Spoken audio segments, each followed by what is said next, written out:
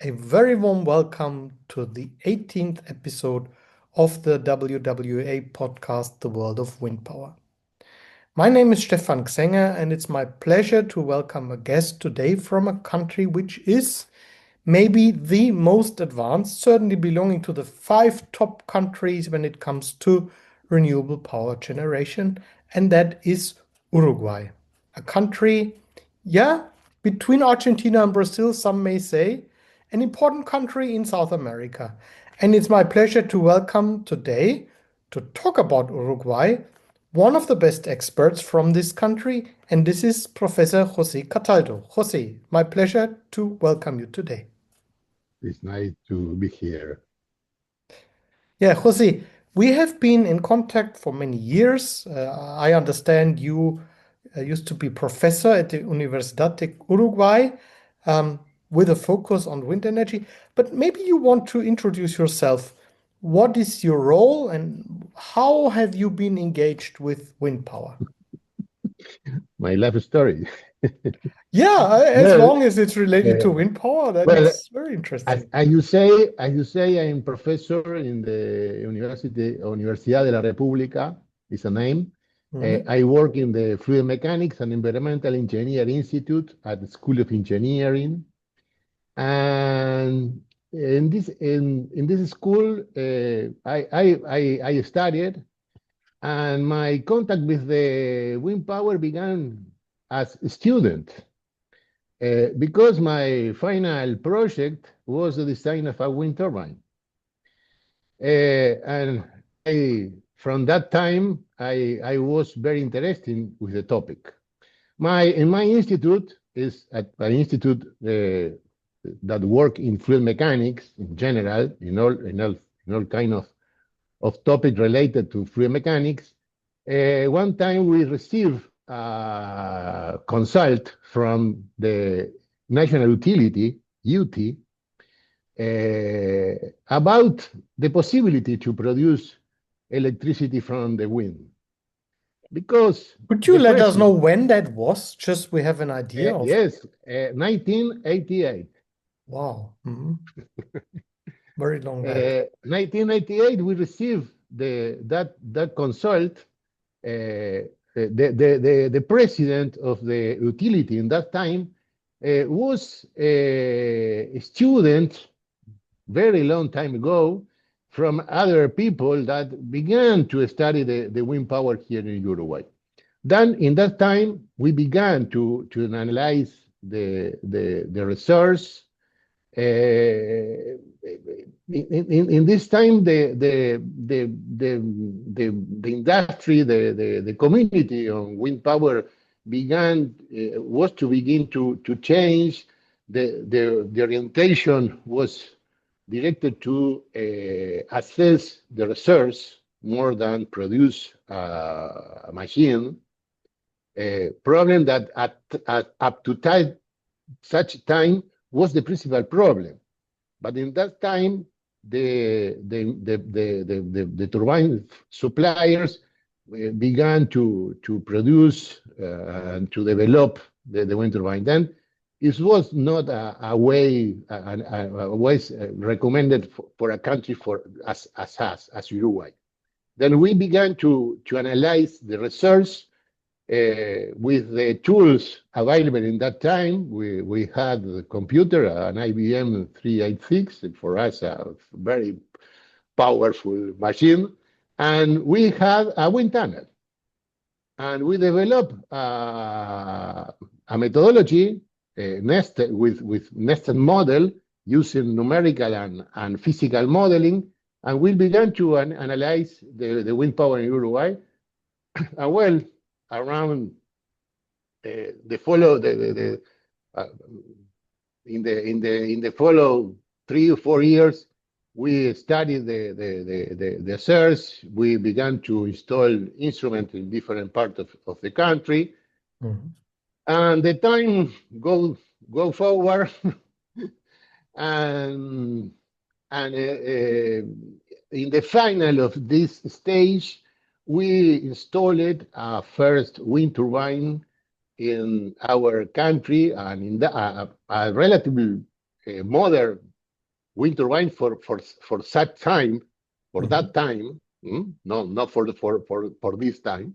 For that time was a relatively modern turbine, and we test the wind turbine inside. In one of the sites studied in our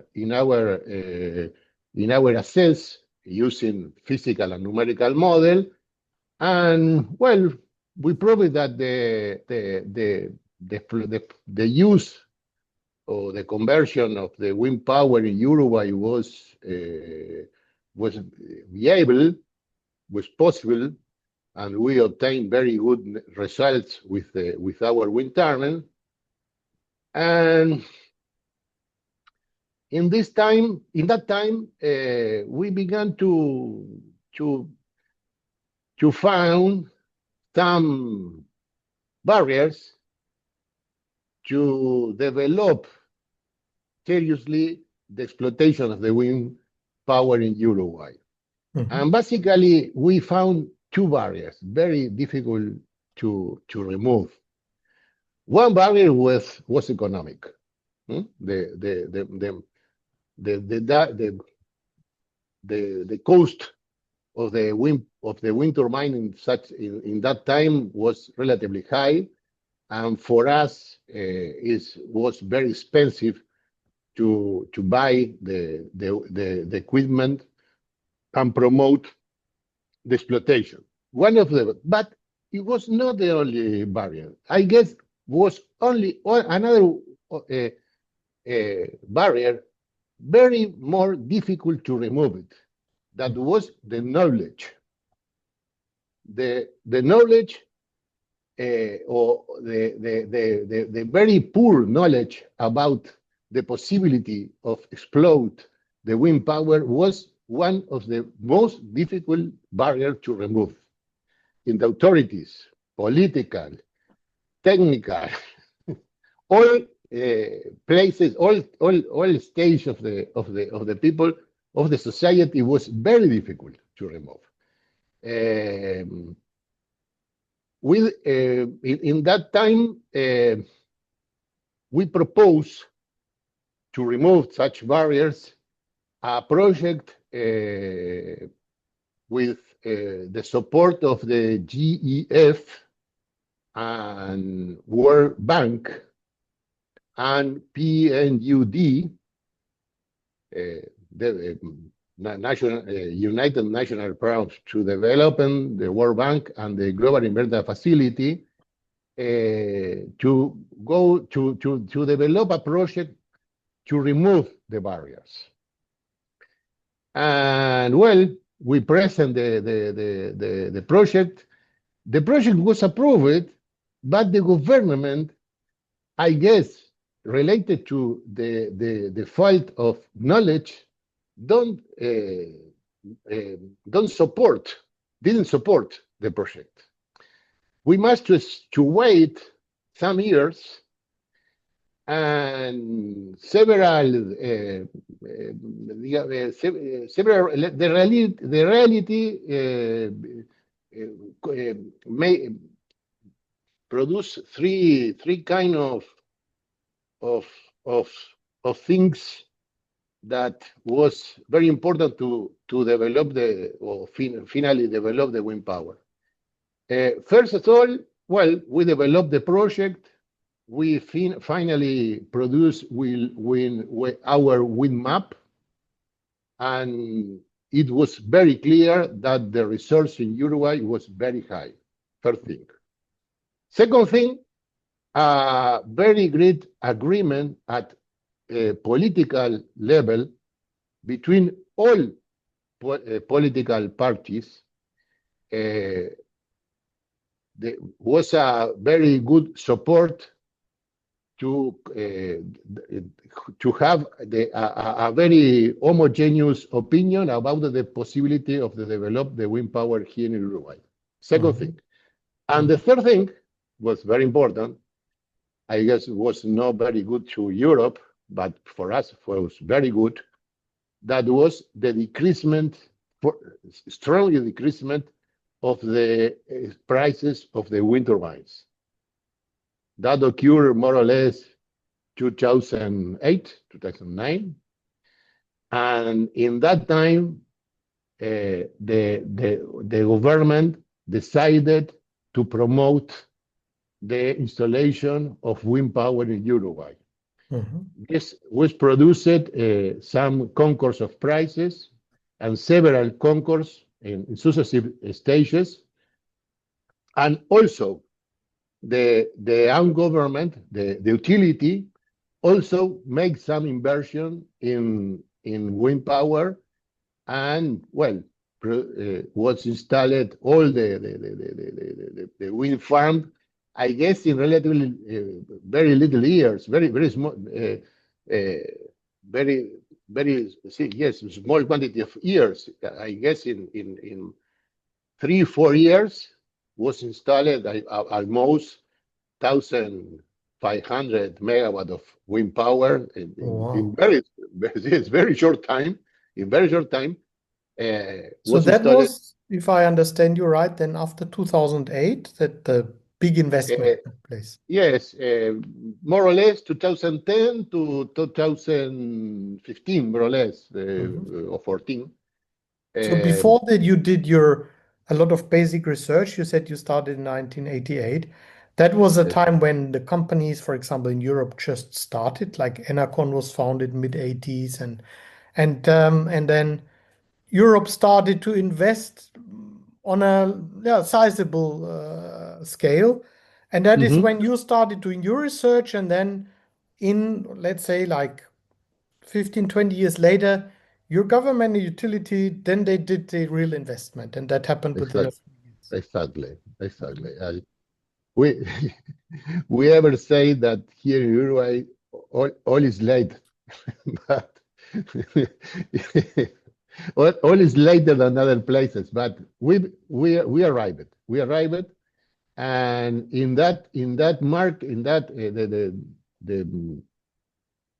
the wind farm, basically 80% of the wind farm at private investors, and 20% of the wind farm are from government, from the utility, more or less. And well, this was more or less the history of the installation of wind farms here in Uruguay. So that is a quite impressive one, and I mean, really recently I'm dealing a lot also with the history, so that is indeed quite remarkable. One of the first countries, but you've made a lot of progress in the meantime, and I think that is also one reason why people are interested in this podcast, because Uruguay has a very high share of wind power and renewables. Yes. Can you explain how that share is today on the electricity? Yes. One thing I like to say before that Uruguay has not resource, the fossil resource. Don't have oil, don't have gas, no have coal. We don't have any fossil resource. One thing. Unlike most of your neighbors, right? We have water, wind, sun, earth to the plants, all natural resource.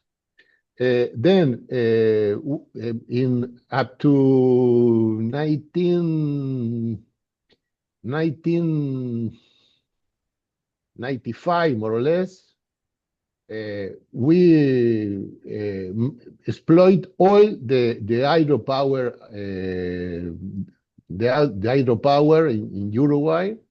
We don't have more hydropower to exploit, but in this time, the participation of hydropower in the mix, in the electrical mix, is more or less 40%. The wind is 30%. Is the second. The third is the biomass, more or less 13%. And after the sun is more or less 4%.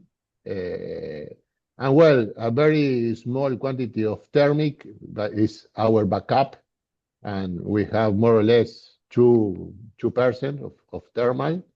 And also we have some exchange of energy with Argentina and Brazil. But the reality changes so much because we pass from a country that import energy to a country to export electrical energy. It was very interesting this change, but more or less in this time, well, we have an exchange.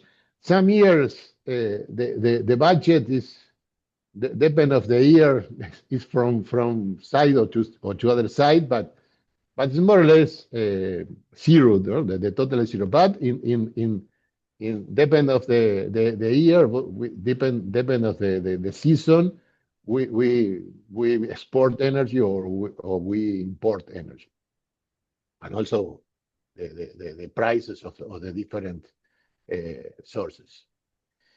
But basically, it's not it's common that in several days, from several weeks, the support of the electrical consumer is only with renewable energies. Mm-hmm.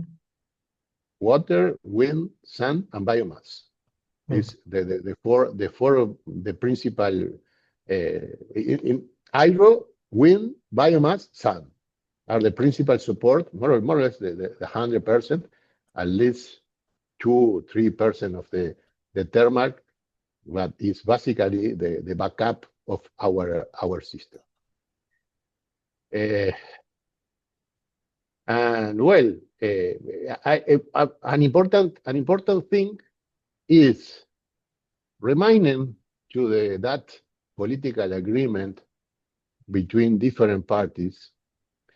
A consequence is in this time, I guess, any political party or any authority in Uruguay put in reserve, consider that the energy could be from other sources that wind and sun or biomass. There is not any doubt about that. All the political is we have changes of parties in the government, and the idea is following to the use of renewable energy to our system.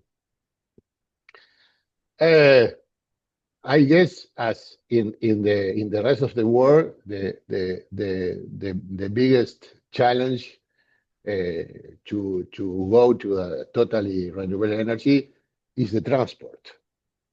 The transport is the part of the use where the oil has the greatest participation.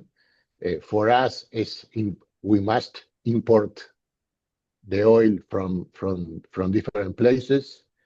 It's a relatively expensive fuels to our people, to our society. But in this time is the solution. We in our country, the electrical transport is beginning to use, but it's no a significant part yet of the transport. We don't know if in the future the solution will be the electrical transport, the hydrogen. I don't know.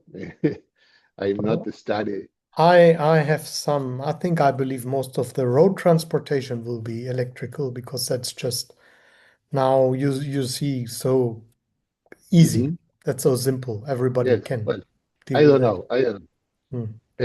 But this is the challenge to remove the use of oil here in our state. And I guess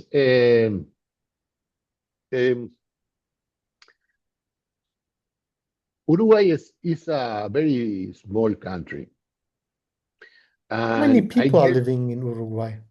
eh, How three many million, people? 3 million. Mhm.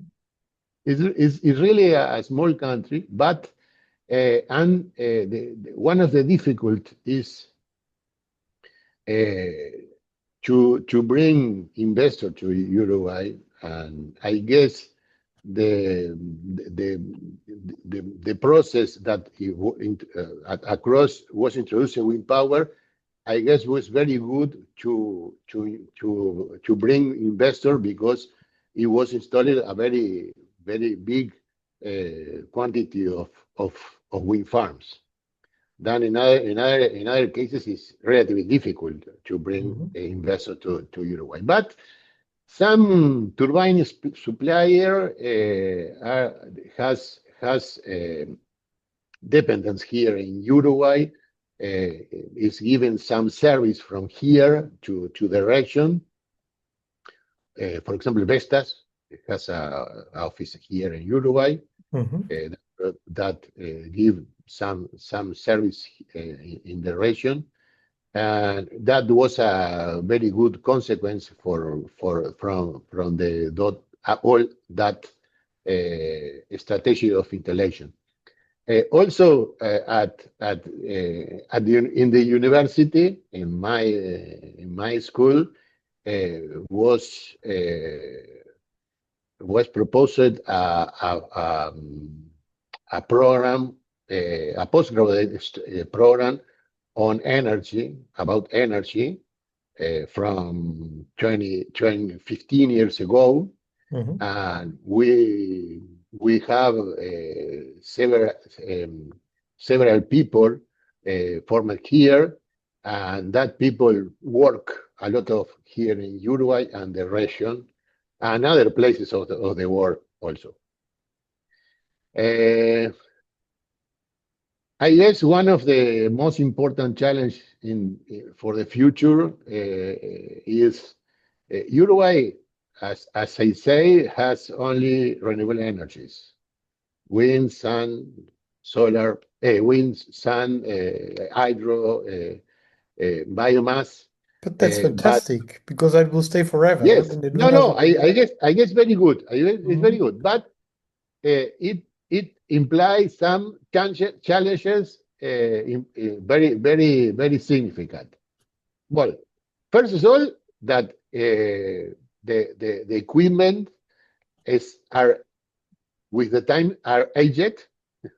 Then the repowering of the wind farm is one of the topic, an important topic that will we have in the future, in a near future, because we need the wind farms. And I guess the growth of the consume will be supplied with more wind or with more sun. And we will begin to need uh, some some system to accumulate to regulate the frequency Mhm. in the system. In this time, we have the hydropower that with our sufficient capacity to produce that frequency regulation. But Mhm. with the time, if the system growing very much, it was not sufficient to regulate the frequency. Then we will be necessary another source. And I guess that very important challenge in the future, and the increasement of the power, of the necessity of the power, will be begun because the system, the society require more energy with the time, and Mhm. the use, for example, of energy, the electrical energy to transport, will imply it more energy also to the system. Then I guess that can be the next challenge in our country, to use the energy. Mhm. In the region, there is some available of other other sources of energy. For example, in Argentina, the available of gas is very high, and possible that was used in part in Uruguay. In this time, some industries are using more gas than some time ago. It's more convenient. The prices are below it, but in the future, for our use, I guess the wind, the renewable energy for us will be the, the, the the only energy available here, and then we hope we hope they use more deeply that kind of energy. Mm. I mean, we know the risk of the gas market. Like a few years ago, actually, I went to Chile. That was like more than 15 years ago when Argentina decided to reduce the gas supply to Chile, and Chile was Mhm. in a really difficult situation. I think it's always risky for a country if you depend on supply from outside. I'm based in Germany. We experienced that the last couple of years that the gas coming from Russia is not a good source. So this, I think, is all really strengthening your case. And it's really great to hear that's the progress that you're making. So if I'm understanding you well, you have almost reached this 100% renewable power. You're still now thinking of what happens in transportation, which again, from my also personal experience, I can assure you electric cars will play a big role. So then, but that's what I wanted to ask you. There is some growth potential because otherwise the market is more or less saturated. Yeah, I mean you have now the almost Mhm. 100%, and you expect further growth because of demand, or is it also from export? Will the neighboring countries ask for more? Ah, uh, it's very difficult. Now, I guess there is I is waiting a increasement for the demand of our country. We Mhm. have an increasement more or less 3% per year, for example, for growing of the energy consume. Then will we will will we will need increase the production of electricity with the time. In this time, our capacity is very high respect to our consume. There is sometimes there is operative restrictions of the different power system, power stations. But with the time, that operative restriction will be eliminated, I guess, because it will be necessary to use all the energy produced. But and then that is the first. Respect to the export, our system, the the system of the whole region, Argentina, Brazil, Uruguay, Paraguay, are connected. Mhm. Then that promotes the exchange of energy in the region. Uh, I guess for to begin investor, but for investor, put money here in Uruguay to produce more energy to sell to export. It must be some agreement between the countries to have to take surely promote that exchange. In this time, the exchange is associated to requirement in some seasons, on some situations with drought or with excess of water or something of that. With the time, but I guess the net exchange is more or less zero. Okay, Okay. more or less with the time, the energy go to one to other is more or less the same. I don't know if in the day, in the month, in the year, or in some years. Okay, but you will take a couple of years, for example, I guess the exchange is more or less zero, more or less. That's a very healthy situation, and you depend on each other, huh? It's very nice for us. For me, it's very good situation because all the country need energy, and not in all countries the investment go at the same time, and the requirement of the different each society is different. Then this situation is very good, but yes, that is, you mentioned the possibility to install more wind farms or other sources to export will be necessary agreement between the countries.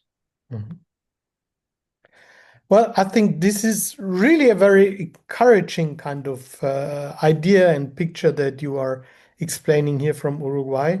Really one of the first countries worldwide that has achieved this 100%, yeah, close to 100%. We don't need to argue about the remaining 2%. But I'd say, yeah, the country has achieved what many countries still are aiming at. Now, also, what you're telling us is that there is a more or less well-working collaboration with the neighboring countries. I think that's also what other countries are aiming at. So it's an example for other parts of the world. And I want to congratulate you. I know that you have, as one of the pioneers, contributed your part to achieving such a situation. And for the future, wishing you all the best at those steps in the mainly transportation sector. You also can do those steps which are necessary. Well, Yeah. For the future, what would you recommend other countries, if other countries now listening? Do you have any advice if someone is in another smaller or medium-sized country and they are considering what's important? You said there was a lack of knowledge when you started. Is that the main point today still? I guess in the region I saw the more or less in especially in a small country as Uruguay, these two barriers that we found are replied, are present, are present. The two, the knowledge and the economic. And it's much necessary to promote the evaluate the assessment of the research to know if it's available or not, it's viable or not, it's feasibility or not to exploit the resource. But it's necessary to have that kind of knowledge to promote the use of the energy. I will say something that I guess is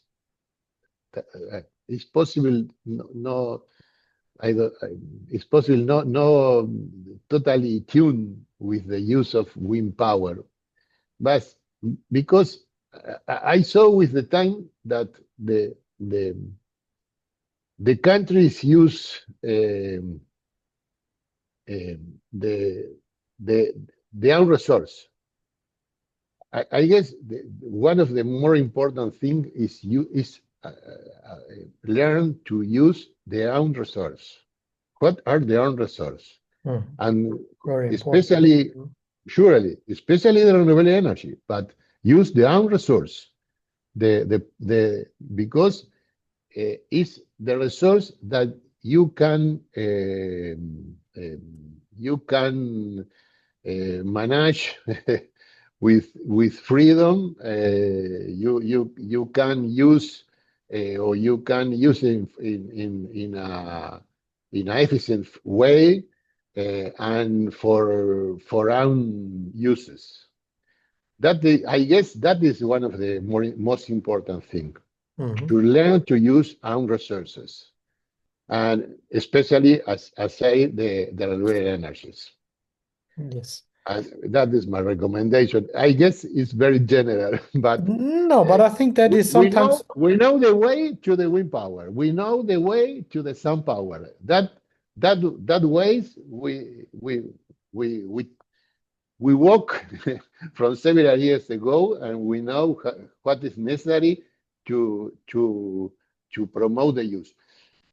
One thing I guess was different here in Uruguay than in other countries, and it was the the government consult to the university and all the development of the power assessment and the development of program around wind power was made here in the country. Okay, it's not so. It's, in other countries, it's not in that way. For example, if you know, surely the big development in Brazil is one of the biggest, the the country that there is more exploited the wind power. But in that case, all the development was making in other way, was with a strong for participation of universities or local people. No, was very the participation of people from out of the country was very high. But that was a very important thing in our country, that that permit to solidify the community of energy, and and to teach to other people to continue the work in the country. Yeah. Well, this is very, very interesting what you say. And let me maybe, as a summary of our conversation and what you've said, quote you again, learn to use your own resources. I think that is the most important message of what we heard today. And then look at, for example, how Uruguay has been doing it, not just overnight, but it's been a learning process that you've described. From my side, thank you very much for sharing your insights. It's a great pleasure and honor that you've been doing it with us and with our audience. We wish you all the best to continue on that path to reach even more renewable, in particular wind power. Thank you very much also to our audience for listening. All the best and goodbye for today.